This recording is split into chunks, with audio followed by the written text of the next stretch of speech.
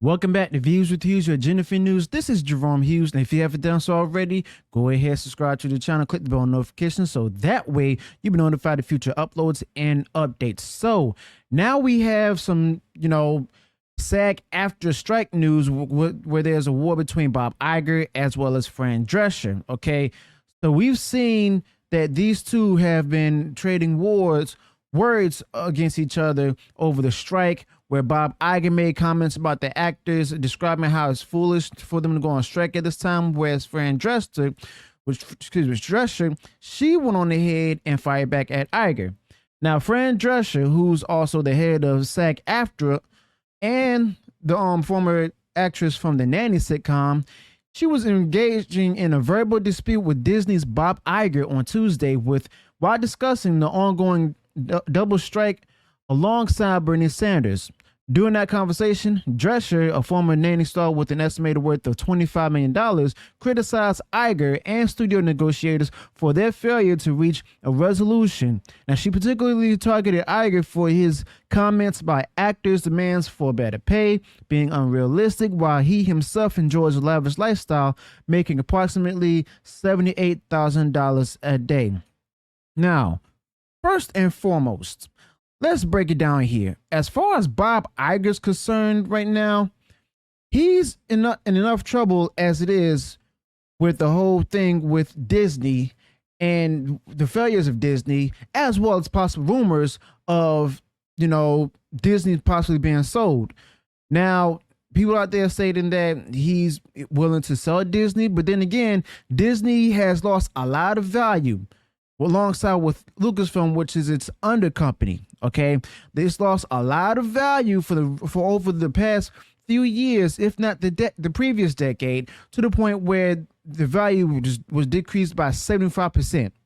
So as far as I'm concerned, Iger has at this point, I'm pretty sure he's desperate.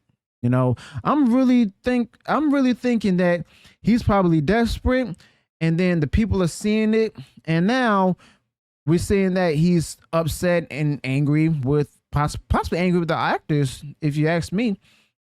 But other than that, when it comes to this whole strike, I'm not necessarily convinced. I'm not on either one side, not even the actors or actresses. Why? Because of the simple fact that they're going ahead and putting out their woke agenda and then putting like any other political stuff out there when it comes to any kind of biases that they may have. Now, you may disagree with me, you may agree with me, but either way, we can all see that we're not necessarily convinced about what's actually happening here. All right. Now, with that being said, Disney, as well as the SAG-AFTRA and other companies, has a lot to go over and try to negotiate. Now, Drescher called for Iger's swift dismissal and emphasized the need for a better leader who at least has some integrity and courage to advocate for the actors' rights. Now, the strike that involves both actors and writers, both the actors' strike and the writers' strike, is basically led to halting many major publications and productions, potentially causing significant losses in the entertainment industry. That includes Venom 3, Gladiator 2, and a slew of other movies. Let me know in the comments below what other movies that I did not say that it's also being affected by it.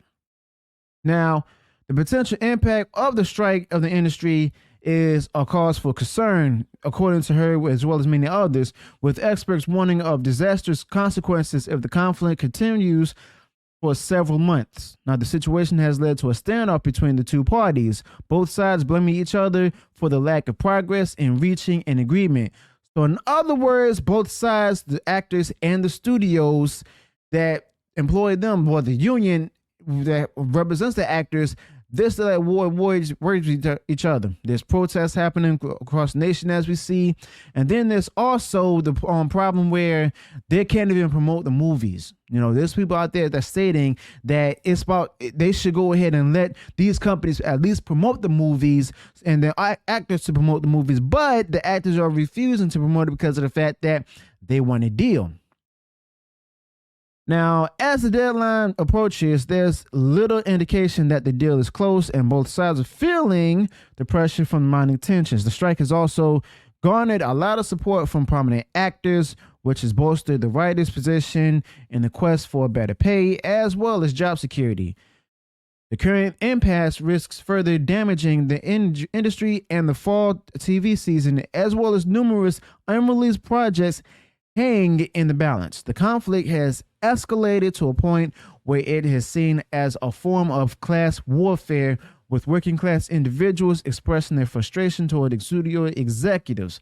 Amidst this tense situation, there's concerns that the strike may not even end on favorable terms for either side. Now, yes, audience are upset with the studios, but at the same time, you also have another portion of the audience that's also upset with the actors.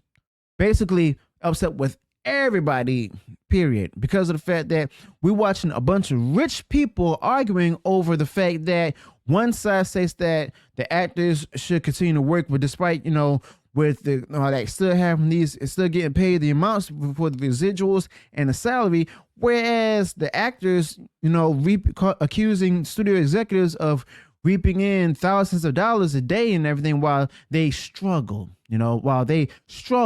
okay? But that's a huge, huge issue among the audience because of the fact that we're seeing a bunch of rich people complaining, arguing, whining, blaming each other, doing a lot of finger pointing. But at the same time, we're actually going through us plebs are going through much worse things they are financially. Because it's bad enough. Now we see that friend Drescher is talking to a politician who is supposedly supposed to be for the people, but really isn't, complaining about how bad they have it. What about the citizens of the U.S.? What about those who are also around the world that's also where the strikes are also taking place, even in UK, the citizens there? We're getting the worst end of the stick. All we're getting is just nothing but lackluster entertainment with a bunch of political ideologies and virtues being thrown in there, and we're tired of it. We're not taking any sides. We're not supporting either side. We just want good movies, good storytelling, good shows. Basically, the entertainment that we loved and enjoyed from past time. They're only here because we got tired and fed up with their mess. Now they're trying. It's time for them to see that they work for us, because it's up to us to determine whether it should be approved or should not be approved. Okay. Let me know your thoughts about this in the comments below. Let me know what went wrong in the video. Also, if you enjoyed what I shared in the video, go ahead and smash the like button and share it far wide across social media. And if you also enjoyed the content I put out there, go ahead and subscribe to the channel. Click the bell notification so that way you'll be notified of future uploads and updates. Until then, peace.